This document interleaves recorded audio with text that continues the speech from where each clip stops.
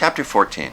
The spaghetti dinner that Gwen had waiting for the two weary travelers when they arrived was reminiscent in many ways to the same meal she had prepared for Elspeth several years ago when the artist had driven down to visit all by herself from Carmel. Gwen, however, could not help but reflect on the many ways in which things had changed tremendously since then.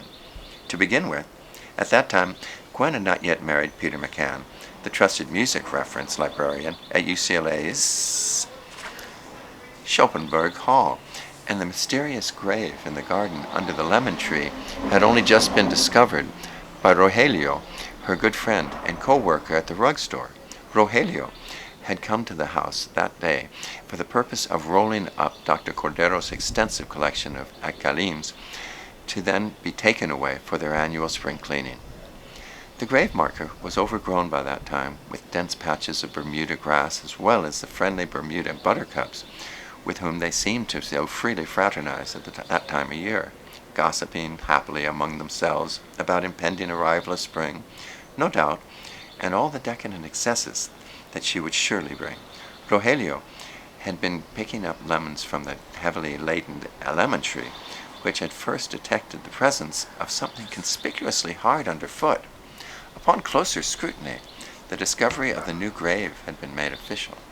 The grave was considered new in the sense that it was not to be confused with the grave of Blanquita's beloved dog Pedal, whose remains had been buried close by and everyone had already known about thanks to the concerted effort of Bartolomeo, Blanquita's present tabby cat, who had been acting on her behalf ever since his mistress's untimely demise in the plane crash over Monterey Bay, now going on almost 20 years ago.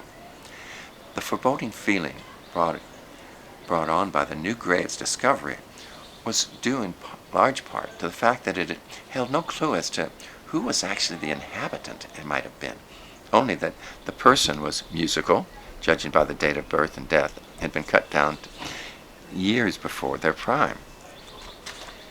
Strangely enough, it was Peter McCann whom Dr. Cordero had confided the details of the private funeral, once held in the veterinarian's back garden and attended only by the good doctor himself, his wife Blanquita, his brother Francisco, and the brother's fiancée, Elspeth Cordero, was Peter's vet at that time, and the two of them had been uncharacteristically drinking scotch in the afternoon in a deserted piano bar of Bob Burns' restaurant, just down the street from Dr. Cordero's annual clinic.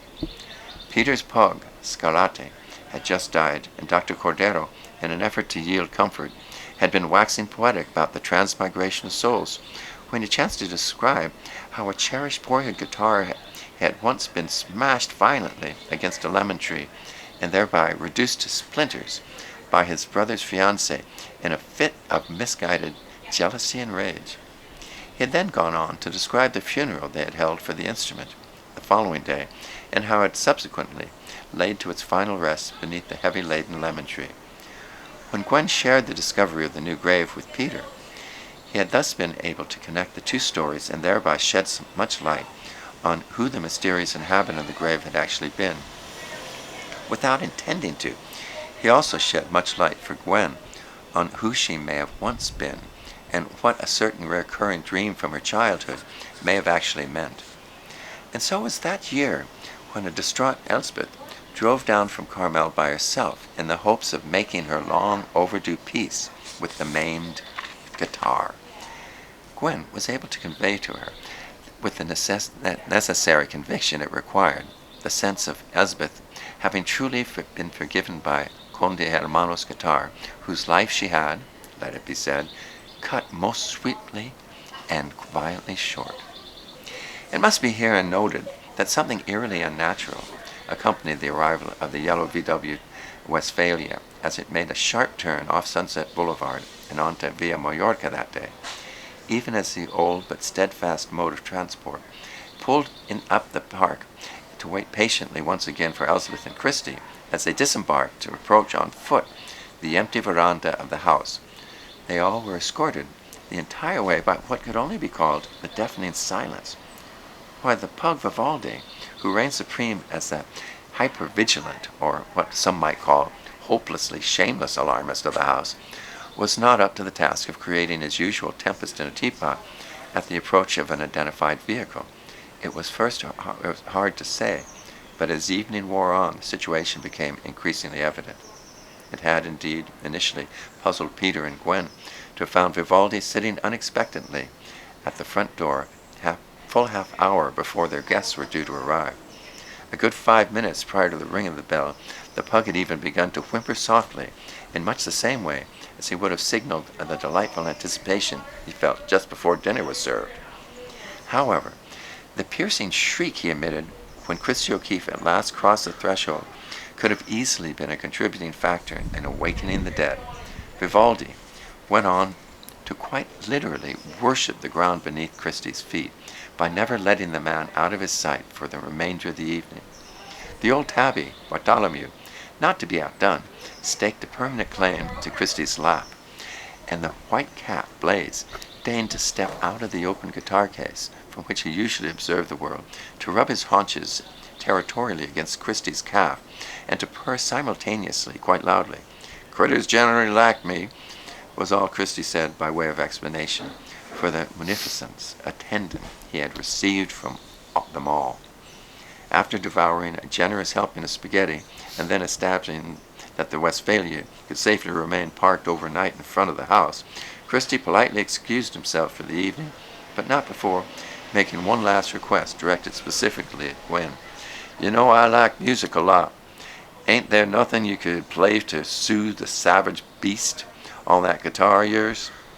Gwen, who as a rule never played before audiences, would ordinarily have balked at the effrontery of such a request, but instead found herself succumbing to some naive charm that had so beguiled all the animals. "I've been working on something lately called Leyenda, but I must warn you, it's still a little rough around the edges." "Heck, so am I, dearie," Christie joked at his own expense, but then added in all seriousness, "Play it anyway. Who wouldn't like to hear a powerful piece of that feller Isaac Albanese, especially one so powerful he'd seen fit to call it a legend?" And so it was that Gwen then gently lifted the sometimes skittish Conde Hermanos onto her lap, as she soothingly stroked its neck for a few times by way of encouragement for the daunting task that lay ahead of both of them. The guitar, in turn, had seemed to settle itself trustingly into her thigh, as if to indicate it knew it was in competent hands, and lest they both in that moment lose their nerve, Gwen lost no time and began immediately to play. The mystery of Leyenda lies hidden in the structure, which demands a high proficiency of speed, strength, delicacy, and stamina in all who attempt its execution. Without a calm head and steady hand, it is all too easy to lose one's way along the circuitous path Leyenda chooses to take. Like a Gregorian chant with its restless repetition, the music is capable of inducing not only addled confusion, but hypnosis in the unwary listener. It would not be unreasonable to say that all who listen to Gwen and the Conde Hermanos guide them through the labyrinth paradox otherwise known as Leyenda that evening were sure to find it haunting strains reverberating in their dreams when they retired, and continuing to do so, perchance in the morning when they awoke, and none more so than Christy O'Keefe, who would go on to blame the lingering effects of having unwittingly crossed paths with musical legend.